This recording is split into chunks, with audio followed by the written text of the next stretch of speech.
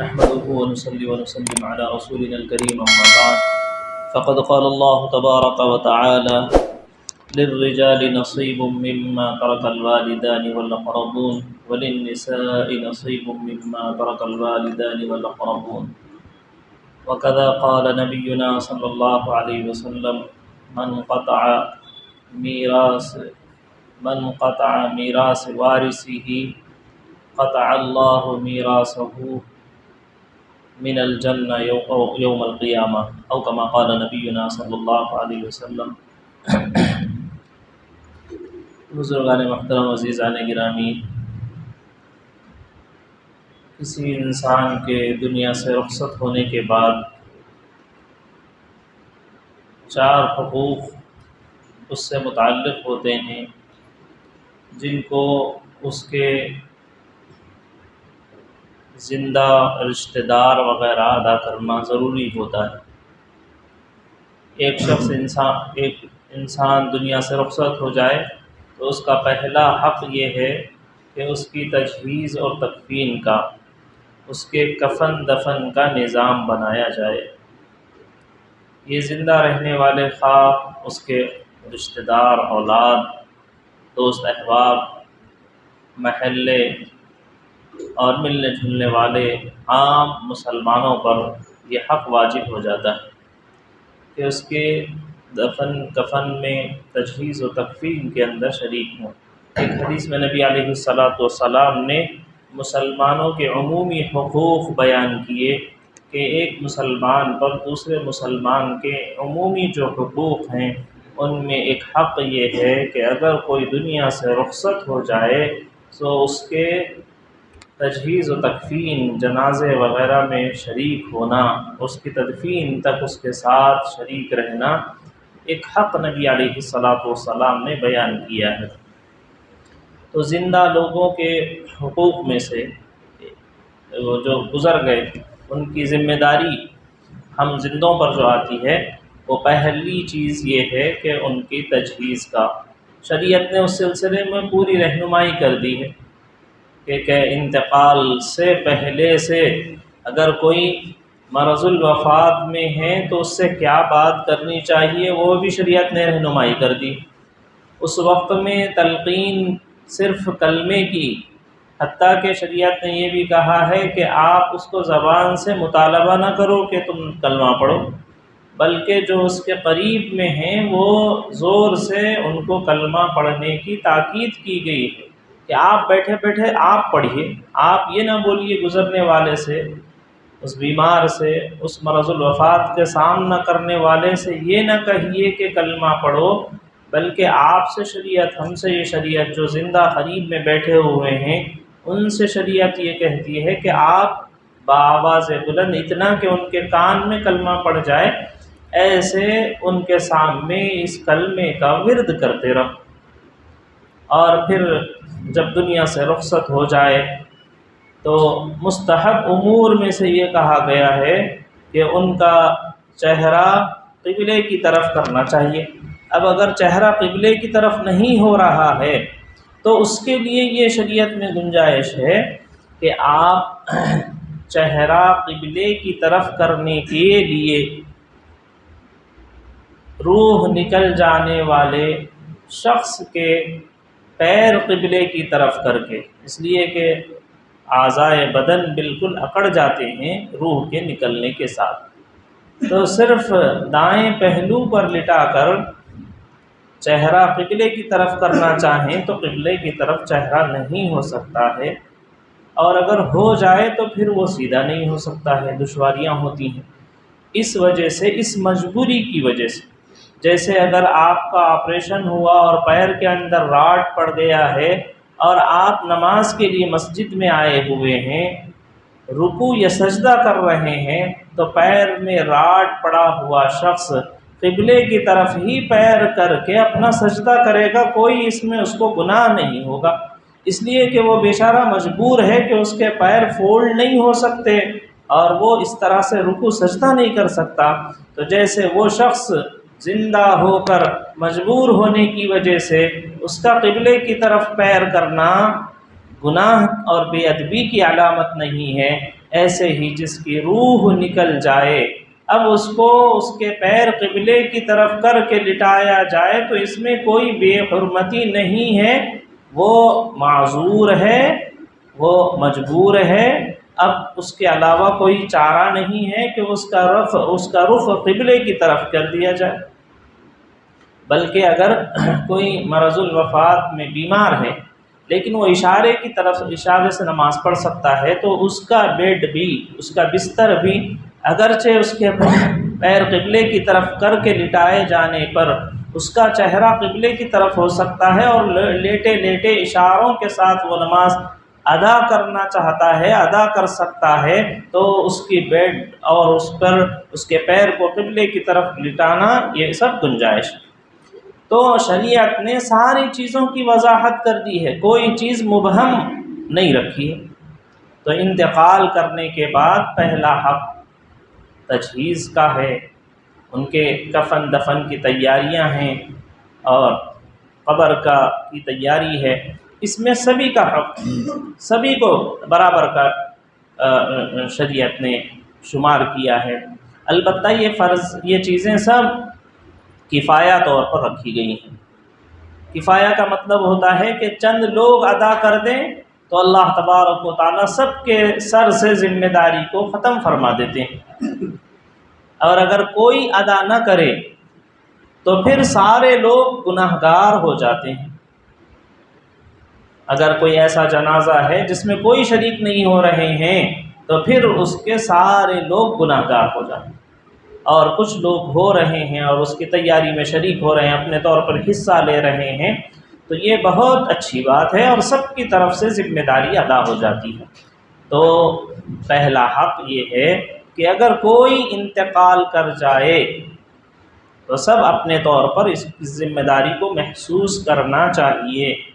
ایسا نہیں کہ یہ محدود ہے صرف ان کے گھر والوں کے ساتھ یا ان کے رشتہ داروں کے ساتھ یا ان کے اپنے محلے کے ساتھ، سب اس کی فکر کرنا چاہیے۔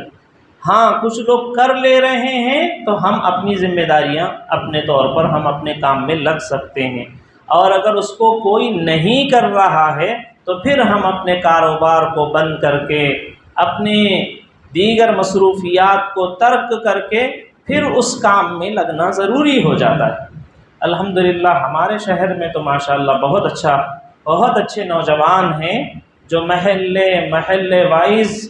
اس کام کو انجام دیتے ہیں، بڑی خوشی ہوتی ہے، بلکہ بسا اوقات تو اپنے سے بہتر ان لوگوں کو، ان نوجوانوں پر خوشی ہوتی ہے۔ ہم تو نماز پڑھانے والے، اذان دینے والے، حافظ، عالم ہیں، ہم سے وہ کام نہیں ہوتا، اور قبر کو کھودنے کے لیے ہم لوگ جانے میں تھوڑا سا پس و پیش ہو جاتے ہیں، لیکن نوجوان ہیں اور اتنا اجر و ثواب کا وہ کام انجام دے رہے ہیں آگے بڑھ کے۔ اور بہت سے وقت میں شدید گرمی ہے اور رمضان کا موقع ہے، بہت نوجوان وہ ہیں جو روزے سے رہتے ہیں، لیکن معلوم یہ ہوا کہ ان کے محلے کے اندر کسی بڑے کی وفات ہو گئی تو قبر کے کھودنے میں شریک رہتے ہیں۔ بہت بڑے اجر و ثواب کا بہت اچھا کام کر رہے ہیں وہ نوجوان جو اس طرح کے کام میں شریک ہوتے ہیں اور خود سے شریک ہوتے ہیں، اور ہر طرح کی اس وقت کی دشواری کو، گھر کے کام کاج کو، اور اس دن دکان جانے کو، اور کوئی کام ہے اس کو آگے پیچھے کر کے، صرف یہ پتہ چلا کہ محلے میں اور گاؤں میں کوئی شخص دنیا سے رخصت ہو گئے ہیں اور ان کا مکان تیار کرنا ہے تو اس میں شریک ہوتے ہیں۔ بہت اچھے نوجوان ہیں وہ، اور قابل مبارکباد کام کر رہے ہیں، اور وہ بہت اجر و ثواب والا کام کر رہے ہیں۔ اللہ ہی جانتے ہیں کہ ان کو کتنا اجر و ثواب دیا جانے والا ہے۔ اللہ تعالیٰ فرماتے ہیں 2 قیرات ثواب ملتا ہے، جو تجہیز تکفین جنازے میں تدفین کے تک رہتے ہیں۔ تو پھر اس حدیث کی تشریح میں پوچھا گیا 2 قیرات کتنا ثواب ہوتا ہے، تو آپ نے فرمایا احد پہاڑ کے برابر 1 قیرات ہے۔ تو اتنا بڑا احد پہاڑ مدینے کے سب سے بڑے پہاڑوں میں جو پورے مدینے شریف کو گھیرا ہوا ہے، اب اس کا کتنے ٹنوں کا کتنے وزنی ہے، وہ کتنے ٹن وزنی ہے، آپ کوئی اندازہ ہی نہیں لگایا۔ یعنی جو اس کام میں شریک ہونے والے نوجوان ہیں ان کو کتنے ٹنوں اجر و ثواب مل رہا ہے اس کا اندازہ نہیں لگا سکتے۔ تو بہت اچھا کام ہے، لیکن اس بات کو بھی یاد رکھنا چاہیے، بہت سارے لوگ تدفین میں شریک ہو رہے ہیں اور قبر تیار کر رہے ہیں، لیکن اس میں بسا اوقات اپنی دل کی خوشی کے لیے بعض چیزیں شریک کر رہے ہیں۔ مثلا قبر کو بہت سجانا، شریعت میں ان چیزوں سے منع کیا گیا ہے، اتنا ہی کرنا جتنا شریعت کی رہنمائی ہے۔ عالم برزخ جب شروع ہو جاتا ہے، جیسے ہی ہم لوگ دنیا سے رخصت ہو جاتے ہیں، تو اب ہمارے یہ روپیے پیسے یا یہاں کی چیزیں ہم کو نفع دینے والی نہیں ہوتی۔ آدمی دنیا سے رخصت ہو جاتا ہے، آخرت میں چلے جاتا ہے، اب وہاں اس کو راحت پہنچانے والے اس کے نیک کام ہیں، اس کے خود کے اپنے نیک کام ہیں، یا موجودہ جو زندہ لوگ ہیں اس کے لیے کوئی نیکی کا کام کر رہے ہیں تو اس کے ذریعے سے اجر و ثواب ملے گا۔ ایسا نہیں ہے کہ گزرنے والا بہت اچھا تھا لہٰذا اس کو سفید کے بجائے، عام کپڑے کے بجائے سفید ریشم کے کفن میں ہم اس کو کفنا دیں گے تو زیادہ اعزاز کی بات ہوگی، یا اس کی قبر میں بہت زیادہ پھول لگا دیں گے یا عبیر بہت زیادہ ڈال دیں گے تو اس کو اس سے اجر و ثواب نہیں ملے گا، اس کو اجر و ثواب ملتا ہے یا اس دنیا کے اندر جس عالم کے اندر وہ جا چکا ہے اس عالم میں اس کو پھول کی پتیوں سے نہیں، عبیر سے نہیں، قرآن شریف کی تلاوت کے ساتھ و ذکر کے کثرت کے ساتھ، درود شریف کے اہتمام کے ساتھ کوئی اچھی نیکی کا کام کر کے ثواب پہنچانے پر ان کو اچھا اجر و ثواب ملتا ہے۔ تو اس بات کا اس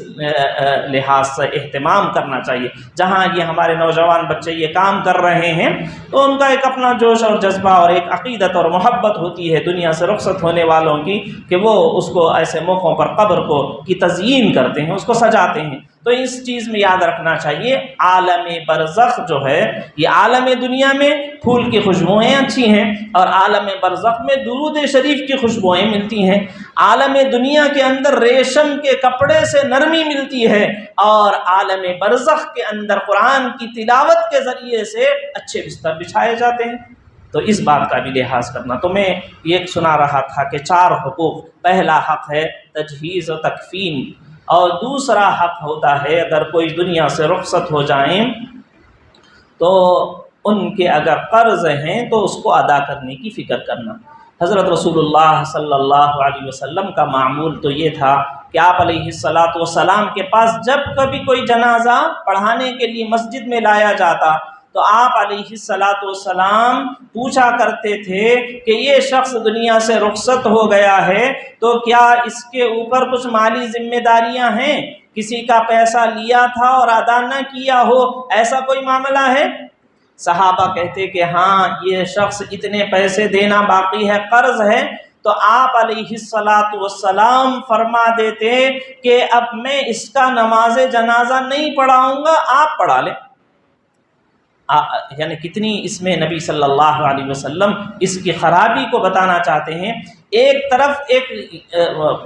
منافق شخص ہے جس کا نفاق واضح ہے کہ یہ منافق ہے اور یہ کہہ دیا گیا ہے کہ یہ دوزخی ہے، اس کے باوجود نبی علیہ الصلاۃ والسلام کہہ رہے ہیں کہ اگر مجھے یہ امید ہوتی کہ یہ شخص پر 70 مرتبہ استغفار کرنے کی وجہ سے یا میرے اس کے اوپر 70 مرتبہ جنازہ پڑھنے کی وجہ سے اس کی بخشش ہو سکتی ہے، یہ آخرت کے مراحل میں دوزخ سے بچ کر جنت میں چلا جائے گا، اگر ایسا ہے تو میں 70 مرتبہ منافق کے بارے میں کہہ رہے ہیں کہ میں اس کی نماز جنازہ اور اس کے لیے دعائے مغفرت کرنے کے لیے تیار ہوں، لیکن وہی ایک مسلمان ہے، صحابی ہیں، لیکن وہ کسی کا مالی خیانت کر کے دنیا سے گئے ہوئے ہیں، تو آپ صلی اللہ علیہ وسلم فرما رہے ہیں کہ میں اس کا نماز جنازہ نہیں پڑھتا۔ آپ نہیں پڑھتے تھے تاکہ اگر کوئی کھڑے ہو کر کہتے ہیں کہ اللہ کے رسول یہ جو قرضہ ہے میں وہ ادا کر دوں گا تو پھر آپ نماز پڑھاتے، یا آپ کو یہ بتایا جاتا کہ انہوں نے کوئی ایسا مالی خیانت نہیں کیا ہے، کسی کا پیسہ لے کے ڈبایا نہیں ہے، تو پھر آپ علیہ الصلاۃ والسلام ان کا نماز جنازہ پڑھایا کرتے تھے۔ تو یہ حضرت صلی اللہ علیہ وسلم یہ بتانا چاہتے ہیں کہ انسان کے دنیا سے رخصت ہونے کے وقت میں مالی معاملات کے اندر اس کی بالکل صفائی ہونی چاہیے۔ حضور علیہ الصلاۃ والسلام نے اپنے مرض الوفات میں بھی دکھایا۔ ایک صحابی نے کہا کہ میرے 3 درہم یا 3 دینار باقی ہیں، تو آپ نے اپنے بھتیجے فضل بن عباس رضی اللہ تعالیٰ عنہ کو کہا کہ بھتیجے یہ کہہ رہے ہیں کہ ان کو اتنے پیسے دینے ہیں، تم ان کو اپنے پیسے ان کے پیسے ادا کرنا چاہیے۔ تو دوسرا حق جو دنیا سے رخصت ہو جانے کے بعد، یہ دنیا میں رہیں زندہ ہیں تب بھی، اور جب دنیا سے رخصت ہو جائیں تب بھی، ایسا نہیں ہے کہ مرنے کے ساتھ مالی جتنے معاملات ہیں ختم ہو جاتے ہیں، رفع دفع ہو جاتے ہیں، معافی تلافی ہو جاتی ہے، ایسا نہیں ہے۔ اگر میں کسی کا پیسہ دینا ہوں اور اگر میرا انتقال ہو جائے تو میرے انتقال ہو جانے کی وجہ سے کسی کا قرضہ معاف نہیں ہوتا، بلکہ جو لوگ زندہ ہیں ان کے بچے یا ان کے رشتہ دار یا ان کے جو ملنے جلنے والے ہیں ان کے اوپر اخیر میں بیت المال کے اوپر بھی ذمہ داری آ جاتی ہے کہ وہ اس کا قرضہ ادا کریں۔ تو نبی علیہ الصلاۃ والسلام نے یہ حقوق بیان کیے ہیں کہ دنیا سے رخصت ہو جائے تب بھی اس کا مالی معاملہ صاف نہیں ہوتا تاکہ وہ خود سے اس کا معاملہ صاف نہ کرے۔ اور تیسری چیز ہوتی ہے وصیت۔ آدمی دنیا سے رخصت ہو جائے تو ہم زندہ لوگوں کو یہ معلوم کرنا پڑتا ہے کہ کیا انہوں نے اپنی زندگی میں کوئی وصیت کی تھی۔ شریعت میں اللہ تبارک و تعالیٰ نے وصیت کی اجازت دی ہے، یعنی آدمی انتقال کے وقت میں یہ کہے کہ میرے انتقال کے بعد یہ میرے مال کا اتنا حصہ یا میری زمین کی اتنی جائیداد یا میرے فلاں چیز کا یہ فلاں کو ہو جائے، خواہ وہ اپنی اولاد کو، خواہ وہ ایسے لوگ جو وارثین نہ ہوں۔ وارثین کے لیے تو اللہ تبارک و تعالیٰ نے میراث رکھی ہے۔ وارثین کے علاوہ ایسے لوگ جو ان کے خادم ہیں، رشتہ دار ہیں یا دینی امور یا دنیاوی چیزوں کے اندر ساتھ ہیں، ایسوں کو کوئی وصیت کرنا۔ وصیت بھی 2 طرح کی ہوتی ہے، ایک ہے دینی کاموں کی وصیت کرنا اور ایک ہے دنیاوی مال اسباب کی وصیت کرنا۔ ہم لوگ جب تک باحیات رہتے ہیں صحت کی زندگی کے فیصلے الگ ہوتے ہیں، بیماریوں کے وقت کے فیصلے الگ ہوتے ہیں۔ اگر کوئی شخص صحت مند ہے اور وہ کچھ کسی کو دے رہا ہے تو اس کو شریعت میں ہبہ کہتے ہیں، تحفہ اور گفٹ کہا جاتا ہے اس کو۔ صحت مند ہے، وہ خود کما رہا ہے اور ایسے کوئی اس کو عذر نہیں ہے، نوجوان ہے، اس وقت میں کوئی چیز دی جا رہی ہے اسی وقت میں، تو اس کو ہبہ یا ہدیہ اور تحفہ کہا جاتا ہے۔ اس میں شریعت نے پوری طرح سے سب کو گنجائش دی کہ جو جتنا چاہے جیسے چاہے ہدیہ کر سکتا ہے، اسی وقت میں کسی کو بھی مالک بنا سکتا ہے۔ لیکن اگر اولاد کو ہدیہ اور ہبہ دے رہے ہیں تو اس میں شریعت نے برابری کا حکم دیا ہے۔ اگر 4 بیٹے ہیں اور کسی ایک بیٹے کو کچھ دے رہے ہیں تو شریعت یہ کہتی ہے کہ ایک کو نہ دو، آپ سب کو دو، دینا ہے یا نہیں تو کسی کو نہیں دو، اگرچہ کہ ایک بیٹا خدمت گزار ہی کیوں نہ ہو۔ مالی محبت میں اور تعلق میں، اس میں تو قلب کے اوپر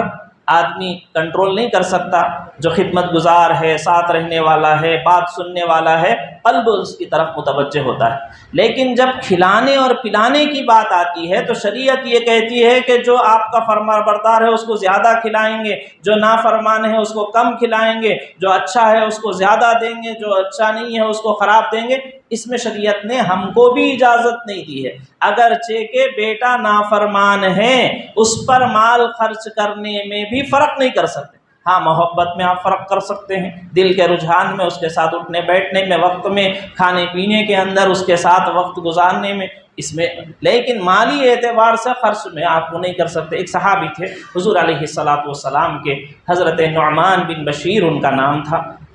حضرت نعمان چھوٹے سے تھے، حضرت بشیر ان کے والد صاحب نے ان کو ایک غلام دینے کا ارادہ کیا، ہدیہ دینے کا، گفٹ کرنے کا ارادہ کیا۔ تو وہ دینے کے ساتھ ساتھ نیت کر لیے اور یہ غلام کو لے کر اور اپنے بیٹے کو لے کر حضور علیہ الصلاۃ والسلام کے پاس پہنچے اور کہا اے اللہ کے رسول صلی اللہ علیہ وسلم یہ نوکر ہے، یہ چیز ہے، یوں سمجھیے یہ گاڑی ہے آج کے زمانے میں۔ تو حضور علیہ الصلاۃ والسلام سے کہہ رہے ہیں اللہ کے رسول صلی اللہ علیہ وسلم یہ غلام میں اپنے بیٹے نعمان کو ہدیہ دے رہا ہوں اور آپ کو اس پر گواہ بنانا چاہتا ہوں۔ تو حضور علیہ الصلاۃ والسلام نے پوچھا ایسا آپ کے اور بیٹے بھی ہیں یا یہ ایک بیٹے ہیں؟ تو انہوں نے کہا کہ میرے اور بیٹے بھی ہیں۔ تو حضور علیہ الصلاۃ والسلام نے فرمایا کیا تم نے اپنے اور بیٹوں کو بھی ایک ایک الگ سے غلام دے دیا ہے؟ تو انہوں نے کہا نہیں اللہ کے رسول صلی اللہ علیہ وسلم میں نے کسی کو نہیں، اپنے اس چھوٹے سے بیٹے کو ہی دیا ہے۔ تو آپ علیہ الصلاۃ والسلام نے فرمایا مجھے اپنے ظلم کا گواہ نہ بناؤ، میں کسی ظلم کا گواہ بننا نہیں چاہتا ہوں۔ مطلب یہ تھا کہ تمہارے 4-5 بیٹے ہیں تو صرف ایک ہی بیٹے کو یہ کیوں دیا جا رہا ہے، کیوں دینا چاہتے ہو؟ ایسا دینا دوسرے بچوں کے اوپر گویا کہ ظلم کرنا ہے۔ اگر دینا ہے تو سب کو دو اور اگر استطاعت نہیں ہے تو پھر کسی کو نہ دو۔ اس سلسلے میں اس طرح کی آپ علیہ الصلاۃ والسلام نے تعلیم دی ہے۔ اس کا لحاظ ہمارے پاس نہ ہونے کی وجہ سے بعد میں جب والدین بوڑھے ہو جاتے ہیں تو پھر بچے ان کا وہ لحاظ نہیں کرتے جو ان کا ادب احترام ہونا چاہیے۔ بالخصوص ہمارے معاشرے میں لڑکیوں کے نکاح کے موقعوں پر بہت پراپرٹیاں ہیں، بڑی رقم ہے، بیٹیوں کو دے دی جاتی ہے۔ لیکن ایسے وقت حالانکہ یہ گناہ ہے، یہ نہیں صحیح نہیں، جہیز دینا یہ قانوناً بھی شرعاً بھی ملکی قانون کے اعتبار سے بھی غلط ہے، سب غلط ہے۔ یہ اس کی برائی اپنی جگہ ہے جہیز دینے کی، اس سے اور ایک بڑی گناہ اسی سے جڑا ہوا گناہ، اس سے جڑی ہوئی غلطی یہ کرتے ہیں کہ بیٹی کو دیتے ہیں، بیٹے کو نہیں دیتے۔ اس موقع پر آپ علیہ الصلاۃ والسلام کی اس حدیث کی شرح میں یہ سمجھ میں آتا ہے آپ ضرورت سمجھ رہے ہیں، مجبوری سمجھ رہے ہیں، گناہ کر رہے ہیں آپ بیٹی کو جہیز دے کر، اس کو پلاٹ دے کر، اس کو گاڑی دلا کر، اس کو ایک بڑا سونا چاندی دے کر، وہ اس موقع کی شریعت نے نہیں رکھا ہے، یہ ہندوانہ رسم ہے جو ہمارے پاس بھی چلی آئی ہے۔ تو یہ ایک غلطی کر رہے ہیں اور اس کے ساتھ ساتھ اس موقع پر اور بیٹیوں کو یا اور بیٹوں کو نہ دے کر اور غلطی کر رہے ہیں۔ اور پھر اس وقت میں بڑی پریشانیاں ہوتی ہیں جب وفات ہو جائے اور میراث تقسیم ہو رہی ہے تو بھائیوں کا دل کھٹا ہو جاتا ہے، کتنا ہی وہ اپنے آپ کو صاف رکھیں لیکن دل میں کہیں نہ کہیں ان کے چبھتے رہتا ہے کہ ان کو اس موقع پر بھی، اور ایسے ہی اور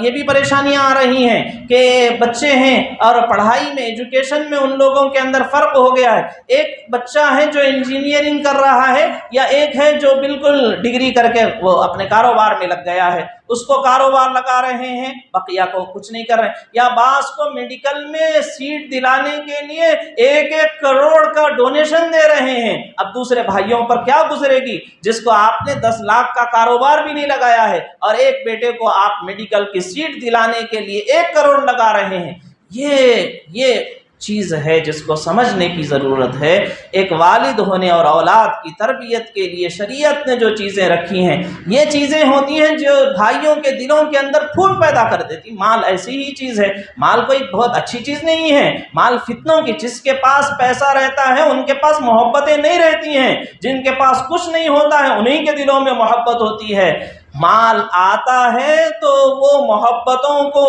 وہ چھری ہے، وہ چاقو ہے جس سے محبتیں کٹ جاتی ہیں۔ تو یقیناً اس طرح کے فیصلوں کے اندر بہت سمجھداری سے شریعت کو پیش نظر رکھ کر ان چیزوں کے فیصلے کرنا چاہیے۔ تو نبی علیہ الصلاۃ والسلام نے زندگی میں مال کے دینے کے سلسلے میں اولاد میں فرق کرنے کو منع کیا ہے، یہاں تک کہ بیٹی اور بیٹے میں بھی فرق نہیں کر سکتے آپ۔ اور اگر دوسری شکل یہ ہے کہ بالکل وفات کے بیمار ہو چکے ہیں، کاروبار ختم ہو چکا ہے، اب بچے کما رہے ہیں اور وہ بیٹھ کر کھا رہے ہیں، تو ایسے وقت میں جو چیز دی جاتی ہے اس میں نبی علیہ الصلاۃ والسلام نے فرمایا کہ صرف 1/3 تک اس کی گنجائش ہے، اس سے زیادہ نہیں دے سکتے۔ ایک صحابی ہیں حضرت سعد بن ابی وقاص رضی اللہ تعالیٰ عنہ، بیمار ہو گئے اور ان کی صرف ایک ہی بیٹی تھی اور وہ خود بھی خوشحال تھیں، بہت صاحب جائیداد تھیں۔ تو حضور علیہ الصلاۃ والسلام سے انہوں نے آ کر کہا، اللہ کے رسول صلی اللہ علیہ وسلم، بیٹی ہے، خوشحال ہے، اس کو بھی پیسے کی اتنی ضرورت نہیں ہے، میں بھی خود خوب مالدار ہوں، تو جو کچھ ہے وہ سب اللہ کے راستے میں دے دینا چاہتا ہوں۔ تو حضور علیہ الصلاۃ والسلام نے فرمایا کہ نہیں، شریعت میں اس کی اجازت نہیں ہے کہ تمہارا اپنا مال ہوتے ہوئے بھی اور اپنے اولاد کے مالدار ہونے کے باوجود بھی پورا مال نیکی کے کام میں خرچ نہیں کر سکتے، تمہارے اپنے وارثین کے لیے مال چھوڑ کر جانا چاہیے۔ تو انہوں نے کہا، اللہ کے رسول، بیٹی بھی اچھی ہے، اس کا بھی کوئی ڈیمانڈ نہیں ہے۔ آپ نے فرمایا کہ تب بھی نہیں۔ تو انہوں نے کہا، اللہ کے رسول، آدھا پورا دینا چاہتا تھا لیکن آدھا دینا چاہتا۔ آپ نے فرمایا آدھا بھی قبول نہیں ہے۔ انہوں نے کہا 1/3 دینا چاہتا ہوں۔ آپ نے فرمایا وہ بھی قبول نہیں ہے۔ پھر حضور صلی اللہ علیہ وسلم نے ان کو 10واں کہا۔ پھر آخر میں آپ صلی اللہ علیہ وسلم نے 25واں یعنی چوتھائی حصے کی وصیت کی اجازت دی ہے۔ چوتھائی سے زیادہ وصیت کی اجازت حضور علیہ السلام نے اپنے مال کے اندر بھی زندگی کے آخری دنوں میں دوسروں کو وصیت کرنے سے منع فرمایا۔ تو الغرض میرے بھائیوں، جو دنیا سے رخصت ہوتے ہیں ان کے 4 حقوق ہیں۔ پہلے تجہیز و تکفین میں ان کا جلدی کرنا، تیاری کرنا، اور دوسری چیز ان کے اگر قرض ہیں تو اس قرضوں کو ادا کرنے کی فکر کرنا، اور تیسری چیز وصیت ہے، وصیت کو نافذ کرنا چاہیے، اور وصیت ان کے چوتھائی مال کے اندر نافذ ہو سکتی ہے، اس سے زیادہ نہیں۔ اور چوتھی چیز ہے میراث۔ انشاءاللہ میں آئندہ جمعہ میں میراث کے سلسلے میں کچھ ضروری قرآن اور شریعت کی روشنی میں کچھ باتیں بتاؤں گا۔ اللہ تعالیٰ جو باتیں ہم کو بتائی گئی ہیں شریعت کی جانب سے، ان پر خود پر عمل کرنے اور امت کو بتانے اور انسانیت کو سمجھانے کی توفیق نصیب فرمائے۔ وآخر دعوانا الحمدللہ۔